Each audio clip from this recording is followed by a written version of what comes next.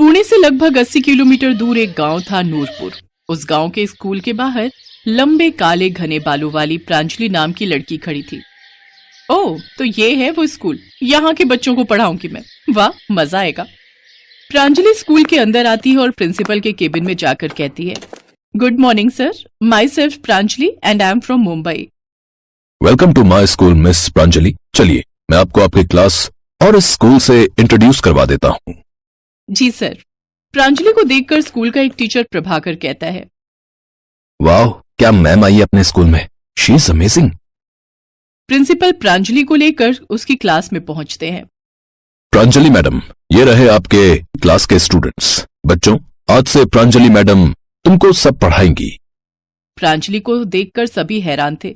तभी रिया अपनी दोस्त निशिता से, वो देख यार, अपनी नई टीचर तो कितनी खूबसूरत है, सो ब्यूटीफुल ना।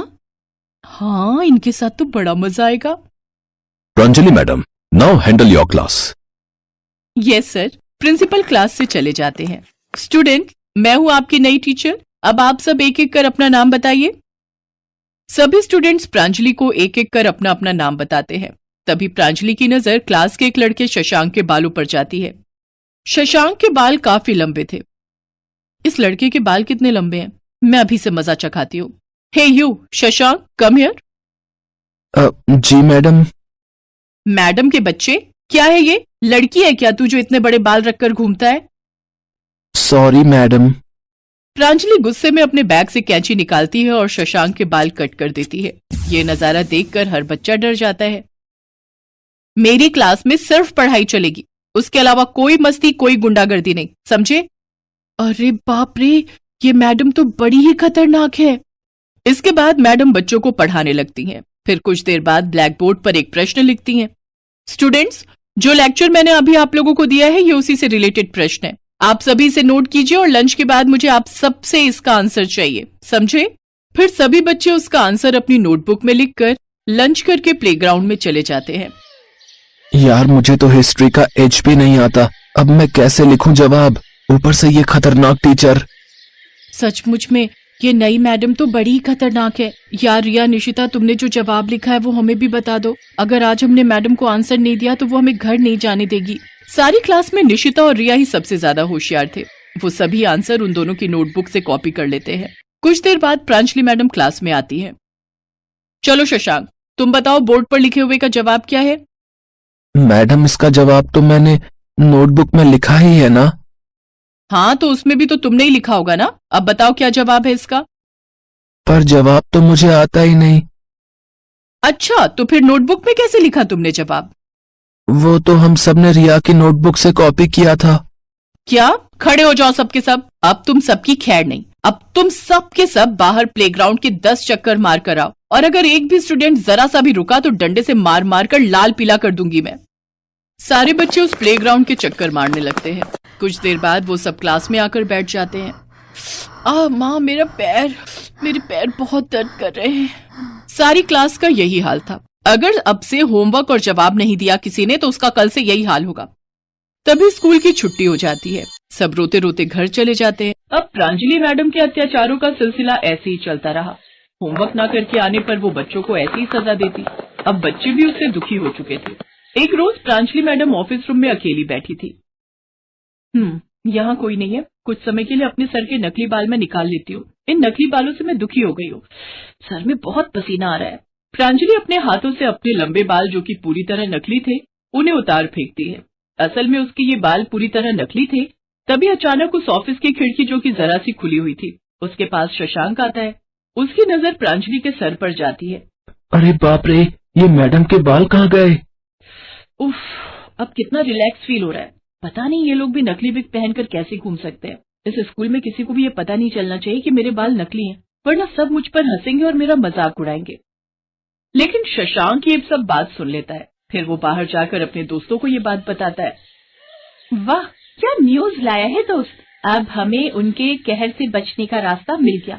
अब हमें किसी भी तरह उनका ये राज सबके सामने लाना होगा। वो सब तो ठीक है, लेकिन हम उनका ये राज आखिर सबके सामने कैसे लाएंगे? उसकी फिक्र तो मत करो शशांक, अब तो तुम बस देखते जाओ आगे आगे होता है क्या। मेरे पास एक आइडिया है, 3 दिन बाद अपने स्कूल में एक प्रोग्राम है जिसमें प्रांजलि मैडम स्टेज पर खड़े होकर भाषण देंगी। हमें उसी दिन कुछ ऐसा करना होगा कि वो अपने हाथों से सबके सामने अपनी नकली विग उतार फेंके। बट ये कैसे पॉसिबल है? सब कुछ पॉसिबल है, अब तो तुम बस देखते जाओ आगे आगे होता है क्या। रिया के पापा एक साइंटिस्ट थे, इसलिए उसके घर पर उसके पापा अलग अलग तरह के केमिकल्स रखते थे, जिसमें से एक केमिकल खुजली का भी था। रिया रात को चुपके से वो केमिकल चुरा लेती है। फिर प्रोग्राम वाले दिन प्रांजलि मैडम अपने ऑफिस में बैठी हुई होती है। अब कुछ ही देर में स्टेज पर मेरी स्पीच है, उससे पहले मैं इस विग को निकाल लेती हूँ, वरना पसीने के कारण ये अगर फिसलकर गिर गई ना तो सबके सामने गड़बड़ हो जाएगी। प्रांजलि वो विग निकाल कर रख देती है और खुद वॉशरूम चली जाती है।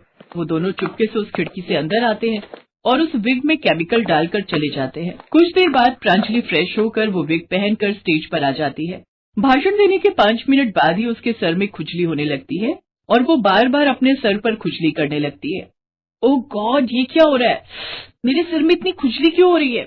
प्रांजलि दोनों हाथों से अपने सर को जोर जोर से खुजलाने लगती है। कुछ ही देर में उसके सिर से वो विग निकल कर नीचे गिर जाती है और सब लोग जोर जोर से हंसने लगते हैं।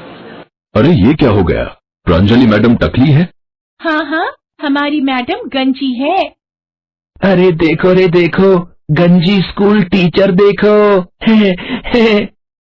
सब जोर जोर से उसके गंजे सिर को देखकर हंसने लगते हैं।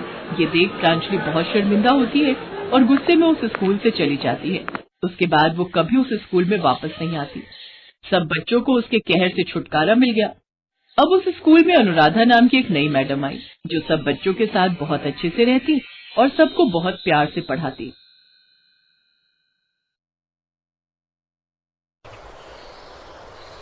चंदनपुर गांव के स्कूल में पहली टीचर के बदले एक नई टीचर आई थी। सब बच्चे अपनी पहली टीचर अनीता को बहुत पसंद करते थे। अनीता का स्वभाव भी उन बच्चों के साथ बहुत अच्छा था, पर अपनी कुछ फैमिली प्रॉब्लम्स के कारण अनीता को वापस अपने शहर जाना पड़ा।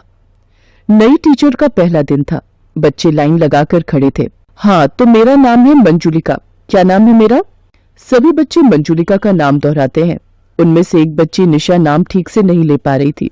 ए इधर आ लड़की, क्या नाम बुलाया तूने मेरा? मंजुलिका। निशा के ऐसा कहते ही सारे बच्चे जोर से हंस पड़े। ये देखकर मंजुलिका का पारा हाई हो गया। उसने हाथ पे पकड़ी डंडी जोर से निशा के हाथ पर मारी। निशा चिल्ला पड़ी और हंसते हुए बच्चे सहम गए। बड़ी हंसी आ रही थी ना?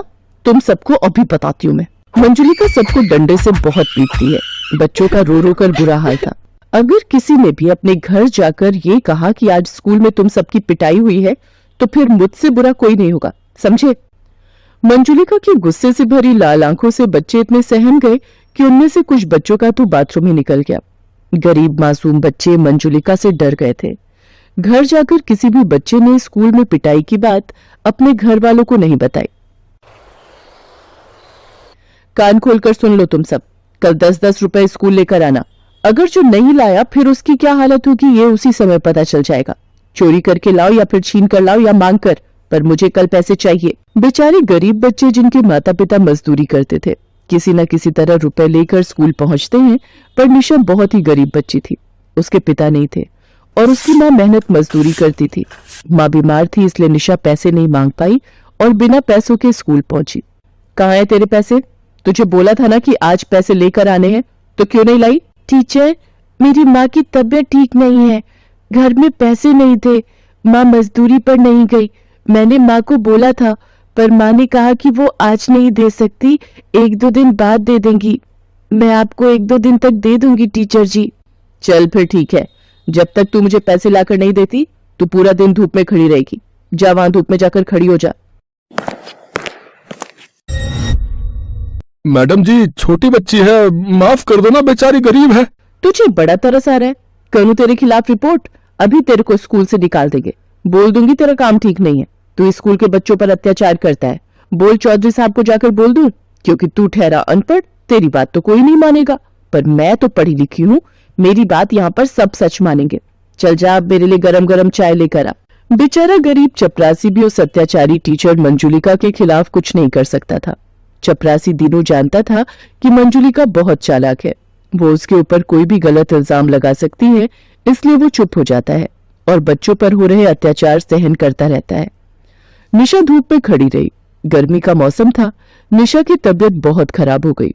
उसे तेज बुखार चढ़ गया और वो स्कूल नहीं गई। ये बुखार की गोली समय समय पर देनी है। गर्मी का बुखार है, समय समय पर पानी पिलाना है, बच्ची को प्यासा नहीं रहने देना है, ठीक है? और कोई चिंता की बात नहीं है। गुड़िया रानी बहुत जल्दी ठीक हो जाएगी। ठीक है वैद्य जी। 2-3 दिन बाद जब निशा की तबीयत में सुधार आता है तो वो स्कूल पहुंचती है। 10 रुपए उसके हाथ में ही थे, क्योंकि वो जानती थी कि अगर वो पैसे नहीं ले गई तो टीचर उसको बहुत मारेगी और सजा देगी। मंजुलिका जी, ये घड़ों का इंतजाम मैंने कर दिया है। यहां पर ये 2 बड़े घड़े पानी के लिए रखवा दिए हैं।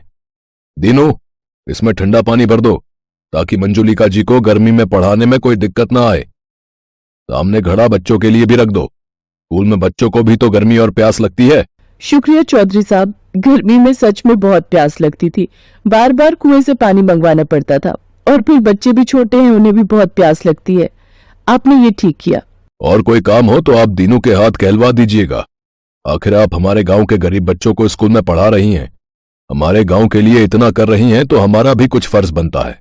आपको हमारे गांव के गरीब बच्चों को पढ़ाने के लिए भेजा गया है। ये बहुत बड़ी बात है, पर गांव का चौधरी होने के कारण मेरा भी तो फर्ज बनता है। चौधरी साहब के जाने के बाद मंजुलिका फिर से अपने रूम में आ जाती है। टीचर जी, ये आपने जो पैसे मंगाए थे वो लाई हूँ। ठीक है, कहाँ गायब थी तू? 2-3 दिन से आई क्यों नहीं स्कूल? टीचर जी, मुझे बुखार हो गया था, इसलिए नहीं आई थी। चलो जल्दी से सारे बच्चे स्कूल की सफाई करो। कितना गंदा हो रहा है यहाँ, एक भी कूड़ा नजर नहीं आना चाहिए। चलो सब किताबें अपने बस्ते में रखो और स्कूल की सफाई के लिए शुरू हो जाओ। छोटे छोटे मासूम बच्चे हाथों में झाड़ू पोछा लिए पूरे स्कूल को साफ करने लगते हैं।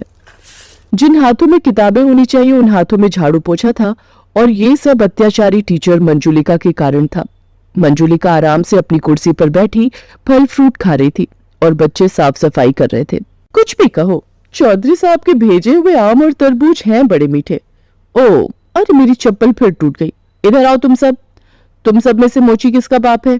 टीचर जी, मेरे बापू जूते पालिश करते हैं। अच्छा, ये तो बहुत बढ़िया बात है। ये हुई ना अच्छे बच्चों वाली बात।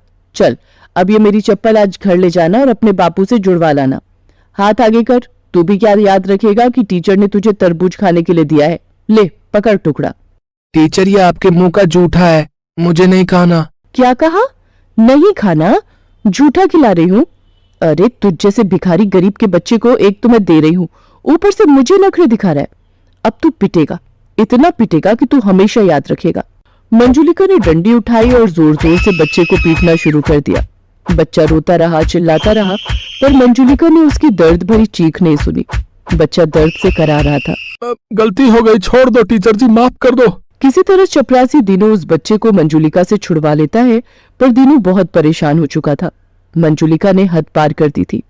उसे समझ ही नहीं आ रहा था कि वो किस तरह से मंजुलिका की सच्चाई चौधरी और गांव के सब लोगों को बताए। बच्चे भी बहुत डरे हुए थे।